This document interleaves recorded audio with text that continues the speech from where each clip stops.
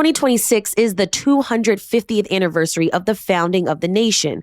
There's tons of events planned for that anniversary and several major sporting events, including the FIFA World Cup, the NCAA tournament, and the Major League Baseball All-Star Game. But why should Philadelphians care about 2026? And in times like this, we know you've seen the news from around the country over the last few weeks. How do you get excited enough to celebrate America? I sat down with Angela Val, president and CEO of Visit Philadelphia, to get a sense of the opportunities and challenges that 2026 presents for Philly. It's Tuesday, January 27th. I'm Trenae Nuri, and here's what Philly's talking about.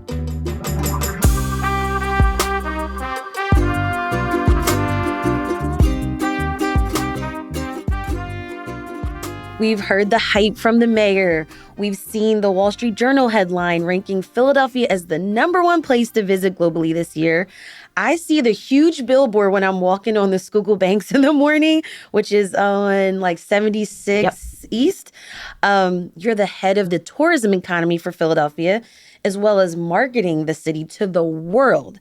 You've launched a $9 million advertising campaign around 2026. What cities, what countries have you been targeting, and what is planned for this year? There's so much, but it did not just start this year. It actually started last year. And it started last year first with the anniversary of both the Navy and the Marines at 250. And we have also rolled right into this year with the flower show being our first thing. That's theme is rooted. And they are going to be focused on American gardening. You also have 52 weeks of first. Right. And we are celebrating the first that have happened here in Philadelphia, but have changed the world. And then we're going to roll right into the springtime. And in that springtime, we have TED Democracy. So it is the first time that TED has done a focus on democracy. It's happening here in Philadelphia, America's birthplace and the birthplace of modern day democracy. We'll have 15 speakers on June 13th. That will be national and international, yet to be announced, that will be talking about democracy, what it means to keep it, what it means to participate in it, and how democracy has spread throughout the world since America's inception. And the very next day, we have World Cup starting. It is the largest sporting event in the year, in the world, and we will expect roughly about 500,000 visitors just for World Cup, 70% of which will not even have a ticket. We come right off World Cup and go right into the MLB All-Star Game. And it's not just sports that are happening. We also have Art Philly. That is a 5-week festival starting in the beginning of June, going right in the first week of July. And it will be festivals throughout the city with different types of art and new commissioned pieces as well throughout the city. So there's a lot going on, and we are super, super excited about it. So you mentioned that number of 500,000 people coming into the city this year. Yes. Where are they coming from? Is this Philadelphians? Is people from around the country, around the world? They will be from around the world. So as you stated before, we have about a $9 million media push that we were doing just for 2026. And we are targeting from New York, Boston, Washington, D.C., Maryland, the suburban areas, and Western Pennsylvania, as well as into Virginia, Atlanta, and into Miami for it. So most of the folks that really know about the 250th, care about the 250th, happen to be on those coasts for it, on the East Coast and a little bit toward the West Coast. But for World Cup, we think that most of those folks are going to also be international visitors. There'll be people here celebrating the 250th anniversary of this country that are from the United States, all across 50 states, but also people from around the world. We have a lot to celebrate here. Our contributions as Americans have not just been the history of this country. It's been in music, it's been in sports, it's been in food, it has been in fashion. So all of those things are things that we really want to uplift in this next year. I like the ad that you all have, Anything But Silent. You talked about the activations, the art, the civic dialogue. What's keeping you up at night, though? Because it's a lot to plan for all this and for it to be a success. Absolutely. Philadelphia does big events really, really well. This is not our first time. We have had the RNC, the DNC, we've had the NFL draft, We had the Pope. Yeah. Right? All those things went really well. I know once we say, hey, we're doing it, all hands are on deck and we can get it done. We only worry about the things that we can control. It's those things that we have no control over. What might be the visa issues that might pop up for some of these countries? What might be the cost of traveling for some folks as things become more expensive? Will people be able to make that trip to Philadelphia? Those are things we're conscious about, but not necessarily something that we can control. But you still push on. We still push on. We want for Philadelphia to be the epicenter in 2026. If you were ever thinking about coming here or haven't been here in a long time, or perhaps you're just hearing about Philadelphia for the first time, we want you to put this on your list of places to go. We also want to position Philadelphia, despite what might be happening throughout the country, as a very welcoming and tolerant place. And no matter who you are, whether you're visiting or are a long-term resident or a new immigrant, it doesn't matter how you got here, when you got here. If you're just visiting here, we want you to know that you're welcomed here and we want you to be yourself here in this city. Talk to me a little bit about what happens in the long term, especially with like economic impact for the city, because I saw there was a number, $700 million are going to be flowing into the city. We could use that money. We could use that money, right? So, big events, I think, are something that people need to really consider seriously before we commit to them. They're very taxing on our community, whether it's the infrastructure, raising the money. We have a city that this money could go and help a lot of things. And it's going to be busy. So the things that you do day to day, dropping your kids off at camp, things like that, those things for that time that big event are here might be a little bit more challenging. But we think about these big events because of what it gets us at the end. This year, we're thinking we will have somewhere between $1.3 and $2.7 billion in economic impact. Around $777 million of that is just from World Cup alone, right? That will also generate at the state and local level taxes, right? And those taxes go to pay for the things that residents enjoy. Snow removal, filling potholes, keeping those streetlights working, all of those things. And we anticipate that there will be at the state level probably about $50 million to $108 million in state tax revenue generated from this. And at the city level, either $40 million to $86 million generated for that. That's when the city starts to decide, and the state, where to put those tax dollars. Should we put more into education? Should we put more into infrastructure? That is one of the biggest reasons that tourism, besides employing quite a bit of people, the tax generation helps lower the tax burden of the individual resident. Got you. I was going to say, you're often pitching Philadelphia to other cities, other people. What is your constant pitch to Philadelphians? That's why we did the Civic Pride campaign. That billboard that you referenced in the intro is really our way to speak to Philadelphians, for them to be proud of the place that they live every day. And I know we have challenges, but I'm a believer that two things can exist at once, that you could have challenges, but also have a lot of great things happening and bright spots happening too. So that billboard is to remind us of that. We are also a city that is really passionate. And I think the thing that differentiates us from many other cities is the people. A city is always its people first. So that is the lens we see everything to. For these big events to be successful, for the 250th to be successful, we need for people to stay. All those people thinking about going to the shore, June and July, I want you to think about staying here. We need for you to help us host. We want for people to feel welcomed. And the only way to do that is to really have Philadelphians on deck to be able to do it. So for Philadelphia, I'm like, You live in what I consider, I'm originally from Maryland, the city that is between two rivers. It's like a gem between two rivers for me. It's a city with incredible potential. We have so many things, but when you live here, you might not see those things every single day. But it is an honor and a privilege to be able to host these kind of large world events because a lot of cities can't do it. All right, we've got more with Angela after the break.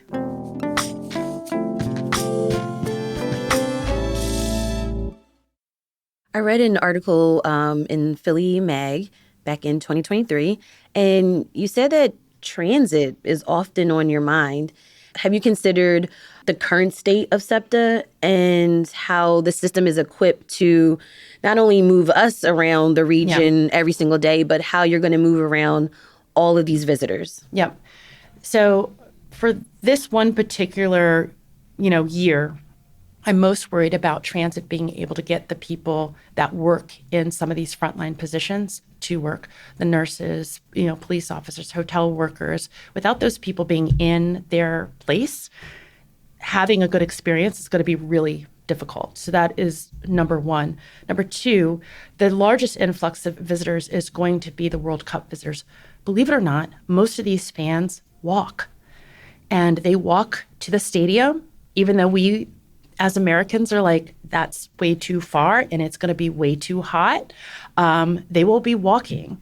They support their team by walking behind the bus, by standing out in front of the hotels, walking to Fan Fest. So we have really worked to make sure that there's a path for people to make that walk as if they would be in any other World Cup city, but also that SEPTA has adjusted their schedule so that they too can help move people, whether they're residents or visitors during that time, to get them to where they need to be. I'm very grateful for the state who came through with a solution for the funding so that we are able to focus on really the logistics instead of how to fund it. And we are one of the great cities that has a subway that goes from the downtown directly to the stadium.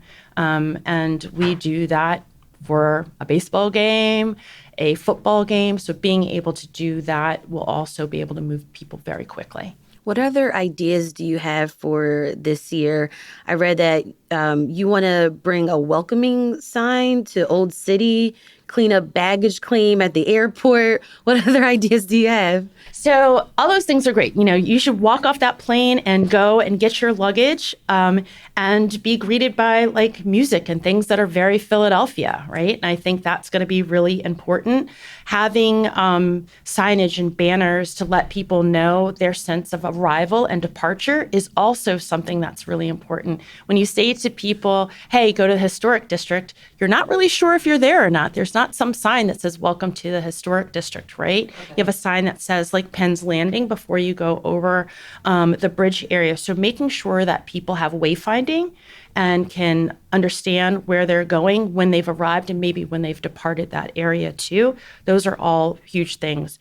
Having things like water stations and visitor kind of like mobile visitor centers throughout certain areas, especially the path people will be walking, to make sure that people always see that they have a question, get lost, are thirsty, need a seat, need a bathroom, that there's a place that they can do that here. So everything that we've been thinking about is how do we make the experience really great for people that are here in Philadelphia, knowing that some of these folks might go to another city to also see another game, right? We also want to make sure that people know what's happening throughout all of these months. So in between a game, or if you're here to see the Nation of Artists, for instance, that there are other things that you can do in between any of the matches, but extending your stay, that you can see art, you can have a culinary experience, you can have a sporting experience, that there's something here for everyone to do this summer. What are the opportunities for Philadelphians as you see it? There's the ambassadors that's being handled by Catherine Ott Lovell at the Philadelphia Visitor Center. Those are residents from Philadelphia, but also throughout the region that we have asked to be fans of Philadelphia, to help us greet people at the airport, to help give directions to folks on the street, to help with some of the other events that are happening, so that we make sure that that welcome experience not just happens for World Cup visitors, but happens for people who might be going to see an event at Art Philly, or might be going to any museum, or just really walking down the street and wondering where to go. We want for this place to be a place where people feel that they can get around, that people wanted them to be here, and that there was a lot of things for them to see and do. I'm thinking of the other neighborhoods, not just Center City, not just Old City. How is the work that you're doing going to incorporate some of the other neighborhoods in the city?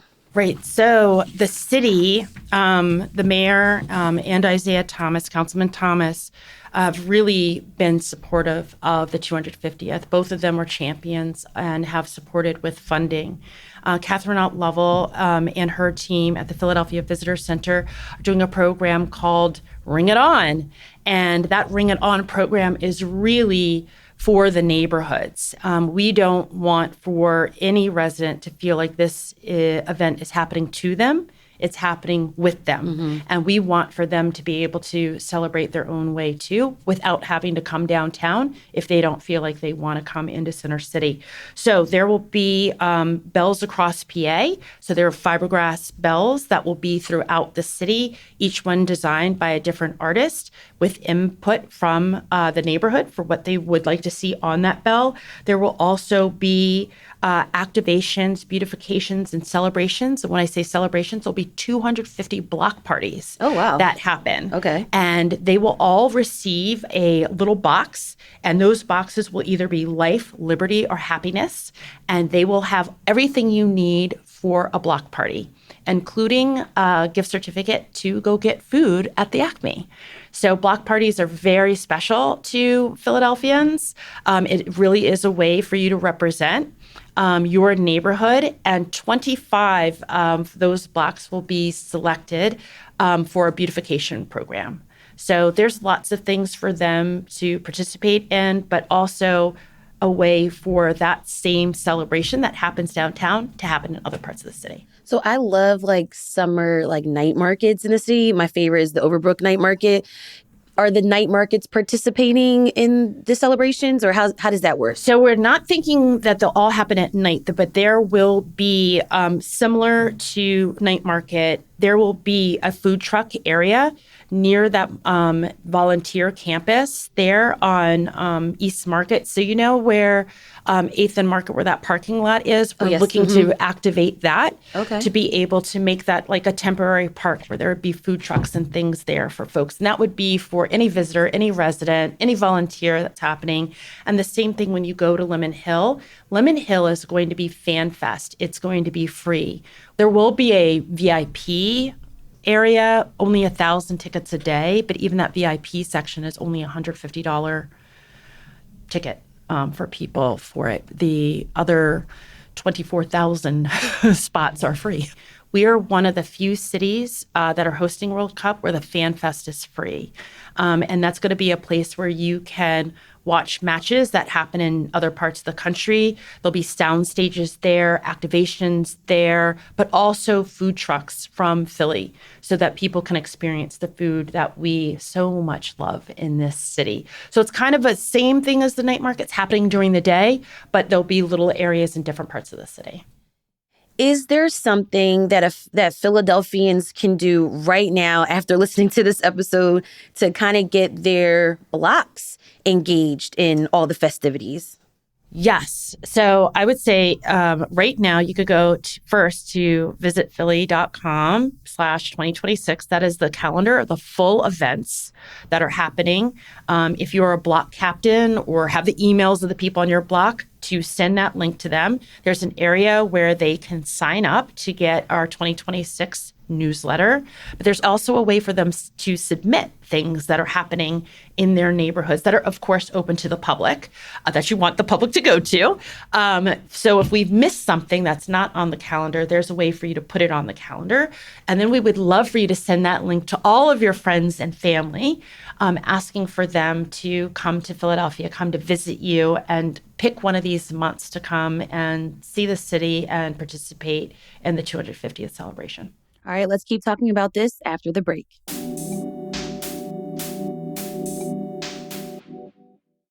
We did talk a little bit about maybe some of the things that are really top of mind for Philadelphians right now, because people are watching the news. They're seeing really graphic images of violence when it comes to how our federal governments are dealing with immigration issues. Philadelphians are really upset right now, and angry. There was a tweet earlier this month from State Representative Joanna McClinton, the Speaker of the Pennsylvania House. She wrote, "On our 250th birthday, we're seeing the worst horrors unfold in our beloved nation, completely horrified by ICE agents so brutally hunting down, harming people every day, and now using deadly force. God have mercy." I also, when I was kind of coming up with the questions of what to ask you, Angela, I thought about the conversation that I had a few months ago with Reverend Mark Kelly Tyler, who's the former pastor of Mother Bethel AME Church. We re-aired that conversation that the two of us had yesterday on our feed. But last year, the Trump administration was threatening to remove mentions of enslaved people and their experiences and contributions to our nation's founding from federal monuments and things like that. And then last week, it actually happened. People were outraged. So how do you throw a party that celebrates America in a blue city at a time like this, Angela? I know this is top of mind for you. How should we all be thinking about this right now? Yeah. It is difficult to see some of the images, that we've seen as of late, and to think that that's happening here in the United States. And it is something that I think about quite often. What if it happens here? What will we do? So I answer this in two ways. One, we've tried very hard to make sure that this celebration includes voices that weren't included at the founding of this country, right? And that there is, whether it is an event, whether it is panel discussion, whatever it might be, that no matter how you got here, when you got here, if you were already here, if you were brought here against your will, that there is a place for you to tell your story and to see yourself here in Philadelphia. We have all contributed to this country, no matter what. We have all contributed. And making sure that those stories have come out is what we're trying to really focus on in the diversity of events that we're having for the 250th. And that's what we're trying really hard to do here, that there is a lot to still celebrate for America, because I think one of the best things about this country is the constant re-examining of ourselves, that we can step back and step forward and step back again.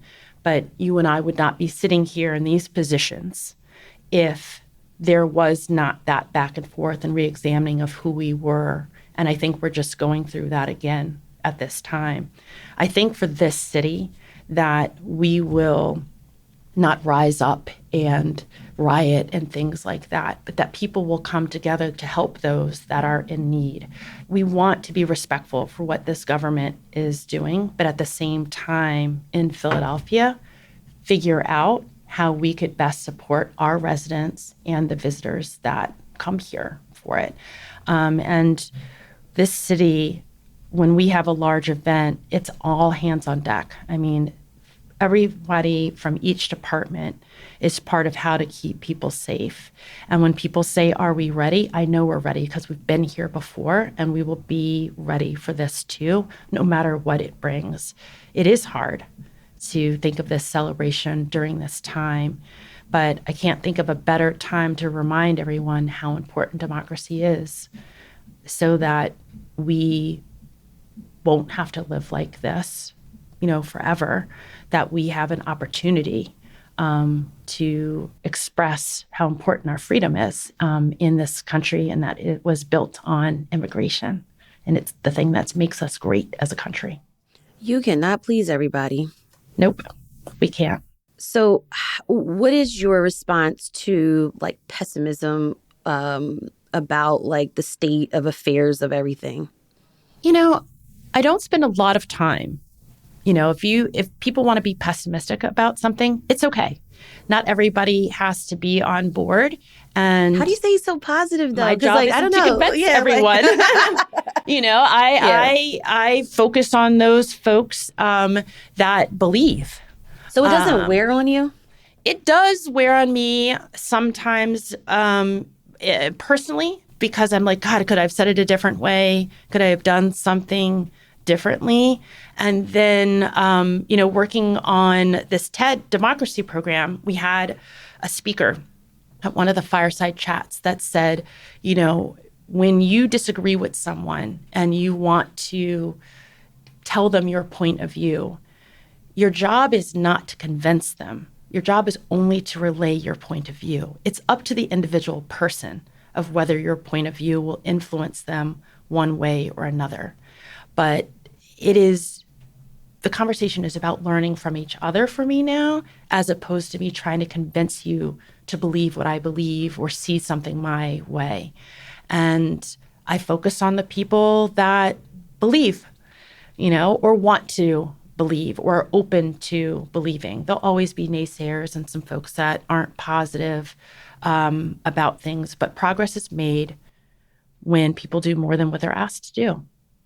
And that's kind of the philosophy I have around it. I'm not going to try to convince you. I just hope that you'll give me the space to do that thing. And hopefully you'll see at the end that we had a great year. Now, do you expect the numbers of visitors to be impacted because of the federal government's crackdown on immigration in terms of the visas, especially for Brazilians who reportedly that's going to impact them? And the Brazilian team is playing here in Philly. It's possible. That is one of those things outside of our control. We are hopeful at the federal level. There's a lot of lobbying going on to get exceptions and to speed up some of the visa process for those folks who are ticket holders. I believe right now that Haiti, which is also playing here, is a country that has a ban coming to the U.S. So our focus is the Haitian communities here in the United States, to invite them to Philadelphia to watch their home team play. You have a unique experience in what you do for your day job, but you are a Philadelphian. And so what do you love most? What are you most proud of about our city? Thank you, one, for calling me a Philadelphian, because oftentimes when I say I'm not from here or I can't answer the high school question, people will say, you're a Philadelphian. Well, you pay taxes, though. I pay the taxes. And I also say I'm married to a Philadelphian. Okay, guy that's from good. West That's Philly. good, right. That's my cred, right? So for me, I'll say the thing I enjoy the most is my quality of life here, right? I walk to and from work every single day. My first condo was on Church Street, a cobblestone street that our forefathers walked down, right, with the gas lights that still work. And that you can hear, back when they had those kind of horse and buggy tours, they would walk down the street and I'm like, oh my God, that's exactly the sound that they were probably making back in the day. I love the community that I've been able to find here as well. Those are the things that are special to me. But when I talk about our city to other people, I talk to them about this city being a real city, right? That how so? We are, as my friend Catherine would say, we might not be nice, but we're very kind, right? We're very authentic. We're going to tell you how it is. We're not trying to be like New York or Boston or DC or LA. We are going to really hold true our traditions. And you think about the Wanamaker Light Show, right? The building being sold and how many people donated money, whether it was $5 or $1,000, to keep that tradition going. That we have bakeries here that we've highlighted on our bakery map, like Isgro's, that have been here for decades. Those are the things that I think really set this city apart. And the history of this city is the other one. This is not Disney World. That building, that Independence Hall, that's the real deal. They were in that building, and that is intertwined into our downtown area. I love that we incorporate green spaces throughout this city, and that you can walk from river to river. Those are the things that I think are great about this city. And yes, you could say a lot of cities have similar things, but again, I will always go back to the people that make the difference between our city and any other city in the world. Before you go, tell me about the 2026 badge and what you have on your badge. I don't have a badge because on my badge, for me to just select one thing, I think I couldn't do it. So I was a Girl Scout, which it was celebrated during the 52 first. Yes. Oh, my honor. Yes. So we got badges. So tell us what the badge is. Yeah. So the badge builder is something that we put out to residents to say, we want for you to participate in the 250th, but we're all really proud and want to celebrate in a different way. The thing that might really jazz you up might be art and culture, right? It might be culinary for someone else. It might be your team colors from your high school. So that badge was a way for everyone to be able to take it and make it their own. You can select for colors. You can select your icon. You have your Philly 250th. We'll send you a little decal for you to put up in the window of your business or the window of your house. But this is all the ways for us to say, hey, you're welcome. And we're celebrating here in Philadelphia, but we're celebrating all of the things that make America great, even if that's your high school team. Cool. Will you come back on the show in a few months to tell us how it's all going? Absolutely. All right. Absolutely. Cool. Thank you, Angela. Thank you.